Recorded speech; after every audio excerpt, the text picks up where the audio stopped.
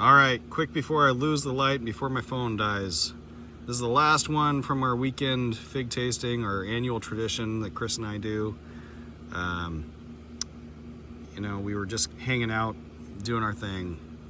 This one is called La Bourgeois. And this is an awesome variety as well. And Chris is so good at letting his figs ripen completely. I'm just not that patient. You know, it's a fault. But we'll taste this one. His tree is really productive. They're not super big figs, but they're not bad. They're about the size of a netna. Thicker skin than a netna, different flavor, different pulped consistency. These are really thick. But I'll taste it and try to describe it for you. Yeah, this one is just every bit as good as any of the premium Pons varieties. Probably not one that can grow in ground for us here, but in a microclimate, in a pot, this one's awesome. According to Chris, it also does well in the rain. So, and even after it starts raining, it holds on to its sweetness and holds on to some of its flavor better than some of the other ones.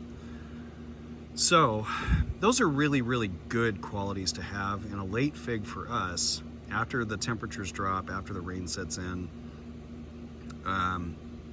I think this is a wonderful variety. I used to grow this one. I ended up sending it to a friend of mine down south, and I don't know how it's doing, but flavor-wise, texture-wise, skin-wise, everything, this is like a smaller version of De La Roca. I mean, it tastes almost identical to De La Roca, but it's a smaller fig, and it's a little bit more darker purple. De La Roca can be more green, and it's a little bit bigger. But everything else, spot on the same. Pretty awesome fig. And who knows, maybe they're related.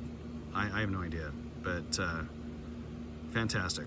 So, La Bourgeois, this is a bowed fig instead of a Pons fig.